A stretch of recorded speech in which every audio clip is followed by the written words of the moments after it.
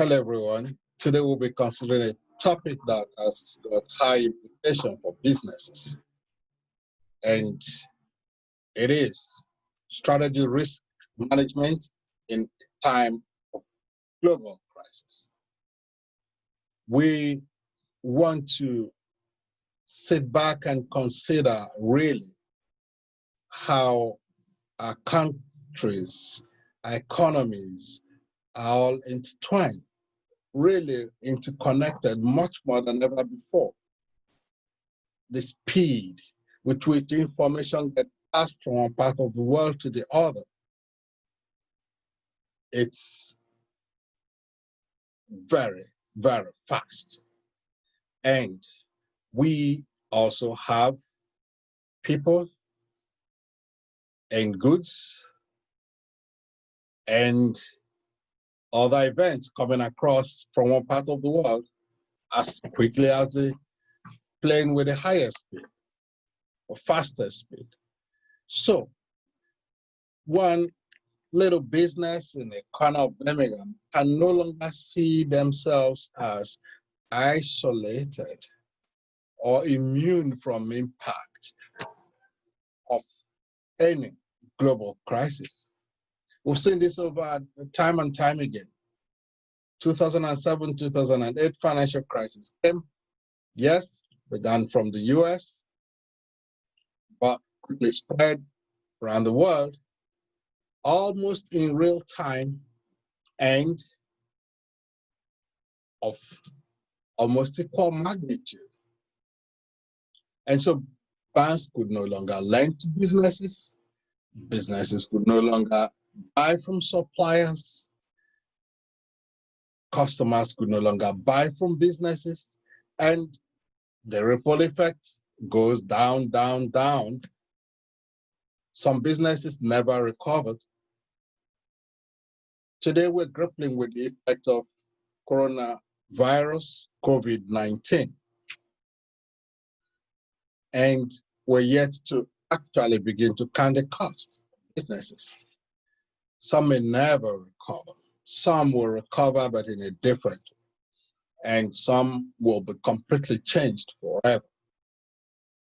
Again, we will have to perhaps answer the question I got posed in another forum the other day. How could we have seen this coming? Yes. How could we have seen this coming? Yet, in our computers, on our desks, on the shelves, around the world, from governments to big corporations to medium, small-scale businesses, we have got business resilience plans, business continuity plans that are supposed to help us get out of situations as this. So what's happened really?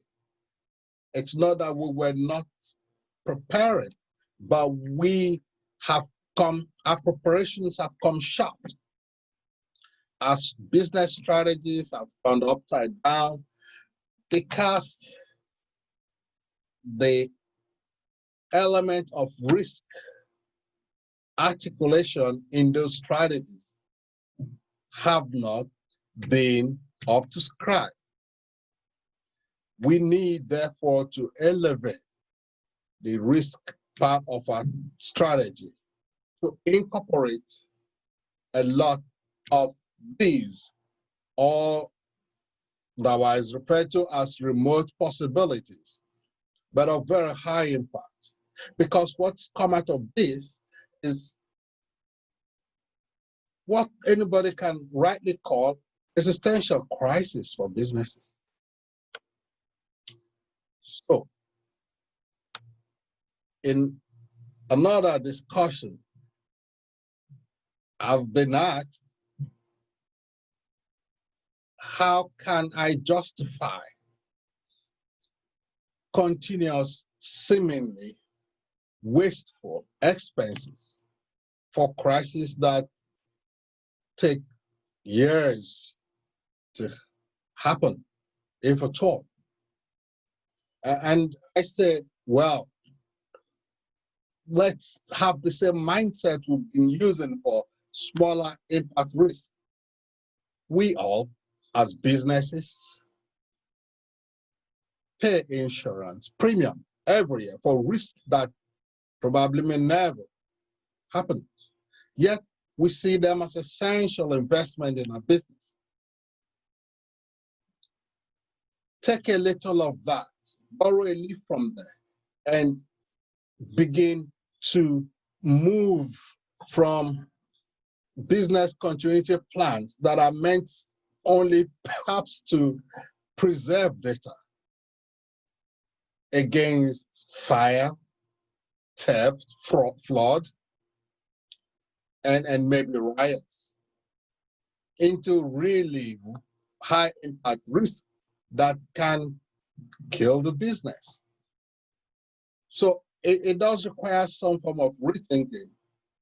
It is certainly going to be expensive, time, money, other resources. But the simple answer to that question is consider your business what is worth spending for an existential threat. If you can find ways to avert those threats, or perhaps change costs when those threats come in order to survive as a business, it probably is worth the trouble. We have some tools that have existed for years now.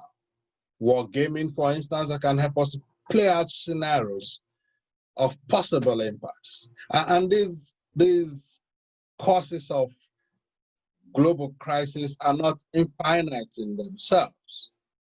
We can look back in history and actually pick a number of them to worry about. Yes, obvious one, financial crisis, health crisis. It could be environmentally related crisis tomorrow. Flood, agriculture, no food, or maybe earthquake. Whatever it is, let us use those scenario planning to really position ourselves, and from strategy perspective, think of the opportunities that some of those crises could really present. We've seen in this period some companies really not just surviving, but doing a lot better just because they were able to switch their operations into some other form of production or service that were essential at the time of the lockdown. We can also think of it in terms of what happens to our business operations, ranging from worrying about our suppliers. Do we have suppliers that are in faraway China, for instance, that we could no longer get to send us goods because the factories were closed? What options, what alternatives can we begin to think about? Do we have sole customers that could no longer buy our goods because they had no use for them in the period? Let us also begin to think what kind of customers we will be having to help us ride the crisis. So there are a number of things we can do to beef up our risk strategy in the main corporate strategy plan. We've seen for a service company, Admira Car Insurance, literally finding ways to embed themselves to the customers by giving back premium worth about £100 million. What they're simply saying to them, to their customers is, we are friends for life. We're here for you. So businesses have got opportunities to take from the otherwise seemingly negative impact of risk of these natures that we've been discussing. Let there be a way in our strategy where there can be a quick shift, a quick demobilization, a quick change in our operations, either entirely to new products or shift in the way we produce the same product, such that the impact can be reduced. I do recognize that in making these kind of suggestions, a lot of time and resources will need to be put in there. Training, not just getting the plans ready, but training staff who can mobilize once we activate those alternative courses of action in the wake of big crisis. So these are the kind of thoughts that should begin to really take center stage when we do our strategy reviews or strategy formulation.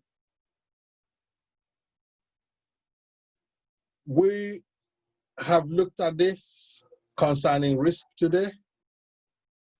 There will be another session where we will consider the implication for financial directors and see how they can help to steer their businesses, their institutions to safety and perhaps thrive more in period of this kind of crisis. So thank you, and we hope to come back again with more insightful topics that can help move your businesses forward. And that is what we're about at Newman University. Thank you.